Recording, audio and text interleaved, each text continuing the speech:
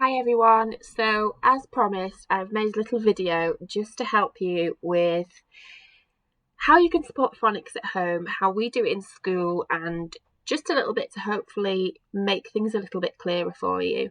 Like I've told a lot of you, at this time of year I'd normally like to bring you into the classroom and we'd have a meeting where we could be a lot more hands-on. I could show you a lot more of our resources in school, and we could have more of a chat about it. Obviously current times don't allow for that, so I've put together this little video.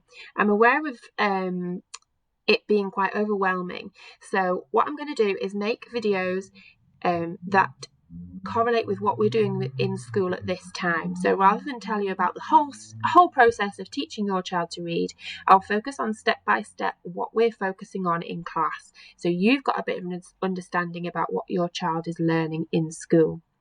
I do apologise, I'm full of cold, so my voice is a little bit bunged up and I am just talking away to the laptop, so it's not overly professional, but I hope you find it useful. If anything doesn't make sense, or you want a little bit more clarification on anything, then don't hesitate to get in touch with me. Like I said, hopefully it's just a little bit of support for you and what you can do at home.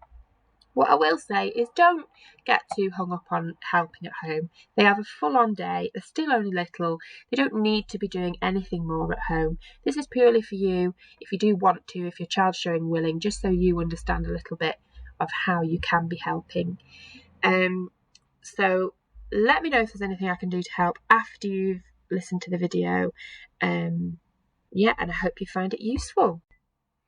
So before a child can begin the process of learning to read or write, one of the first skills they need to be able to do is hear the initial sounds in words. So for example, snake, hearing that snake begins with the s sound. So you can do lots to encourage this at home. Things like exaggerating the initial sound in things. So can you tell me what biscuit starts with? And then being able to tell you that it's the b sound they can hear. They don't have to know what a b looks like. They don't have to even know that that's a letter. But being able to distinguish between the sounds and hear that first sound is a really crucial skill. So if this is something your child is struggling with, it's just continually giving them opportunities to explore that. So like I said, exaggerating the first sound. What does sock start with?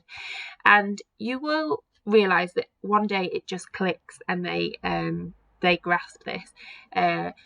You'll hear me say this a lot throughout this. It's practice, practice, practice, and something will click. They have all done lots of listening games.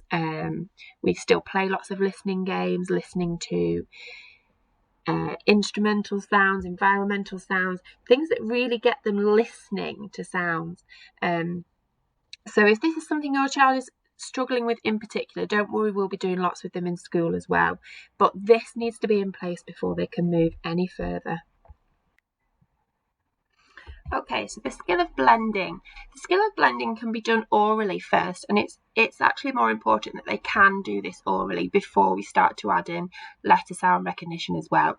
So the skill of blending is being able to hear the sounds at and blend them together to make the word sat. Hearing the sounds k, at, and being able to blend them into cat. So working on oral blending, there's lots of games you can play to help this at home. You can do things like touch your head, touch your egg, and your child being able to blend the sounds together and know which body part to point to. You can also do this informally, pass me the red cup, and the child knows to pass you the red cup. Loads and loads of practice of this is great. Even if your child is quite confident at it, you can start getting more and more complex with longer words. Okay, so when it comes to learning actual letter sounds, we teach them as their sounds rather than their name initially. So for example, we wouldn't say it was an S, we'd teach it as a S. The letter name is the S and the sound is the S. Children will eventually learn the letter names. If they know the letter names already, don't worry about this. You can just explain to them that the name is S, and the sound is S. Just like a cow has a name and a sound. Letters are just the same initially, so we're just teaching them as the sounds. Another important thing when you're teaching the sounds is on the following slide I will give you an example of how we pronounce all the sounds. And a key thing is not to put an on the end of sounds. So it wouldn't be a m, it would be a or a n, it's a n, or a t, it's a t. So that also just helps when they are applying this to reading and writing, that they haven't learnt that on the end. So letters are taught in a specific order. We follow this order, and phase 2 is the first phase that introduced actual letter sounds. So phase 2 is coming up on the following slide, showing you the order that we teach these sounds in. You will notice this isn't all of the alphabet yet.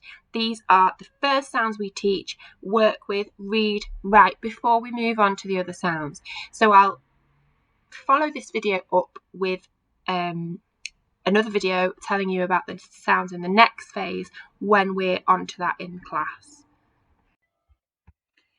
So these are the phase 2 sounds in the order that they're taught, starting with s, a, t, I, n, m, d, g, o, k, k, k, e, o, r, b, f, o, s.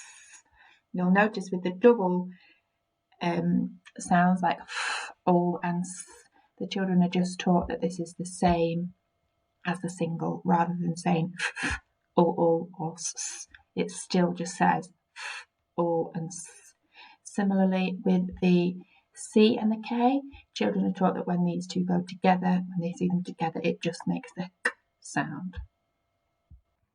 Okay, so now we're going to start on moving on to reading actual words. So using these sounds, these phase 2 sounds, just the sounds we've learnt, and only using the sounds that the children have learnt, if that makes sense, we can start to build little words. Now these words are called CVC words, and all that stands for is consonant, vowel, consonant. So simple 3-letter words. You can also do 2-letter words, vowel, consonant words like at, in, is, it, or up to 3-letter words at this stage. Consonant, vowel, consonant like tap, tin, mop, map, all those simple words. Here we have a word with 2 dots underneath it. We call these dots sound buttons. So when we're teaching children to read a word, what we'll do is press these buttons, or encourage the children to press the buttons underneath the sound, say the sound when they press them.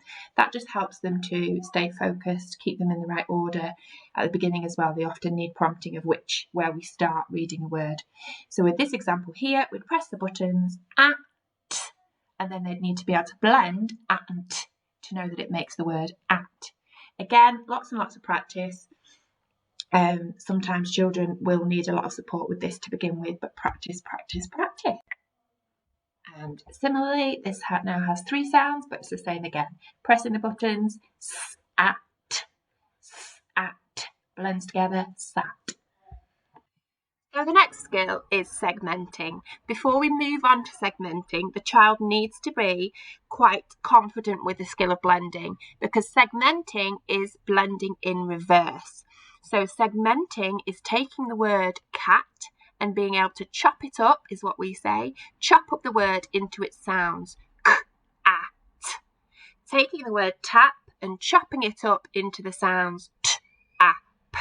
Again, this just takes lots and lots of practice, and like I said, blending needs to be secure first before a child will be able to segment. They need to hear those sounds in the word to be able to chop the word up into its sounds. So just as blending leads to reading words, segmenting leads to writing or making words. Now the reason I've put making and writing words is because the actual writing of words has also got a physical aspect to it as well, and often children don't yet have the physical skills to be able to form letters with a pen or a pencil. That's something aside from phonics, really, a physical development. So if they're not physically ready to form letters, we can make words with resources that we have in school. We've plenty of resources in school. You might have at home magnetic letters. You could always make some letter cards, anything that they can use to build words. So once they can segment, you can say to them, can you make the word tap using these magnetic letters? They would need to chop it up, tap, find the t, find the a, find the p, put them in the correct order and build the word. Obviously, when they're physically able to and they are starting to write letters, it's just the same, but they're physically writing the sounds as well as they've segmented it. T, a, p, forming a t, forming a a, forming a p, and knowing the order they come in. Again, as with all of it, lots and lots of practice. So taking you back to this sound map that I used on an earlier slide, I'll be sending one of these home laminated with all the children. Keep this at home and use it for reference. You can go through the sounds. Can they remember what they are? What sound have they done today? And it's just really handy to have. These are used a lot in class, and quite often when they come to writing words, they do still need a little prompt. They might know it's the t sound, but can't remember what a t looks like.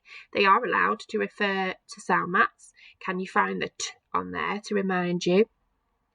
So these will be used throughout their time further on into the next class as well. These are still used at a higher level, obviously, but don't be afraid to use these. They don't have to memorize everything. These can be used as prompts and are really helpful just to have at home.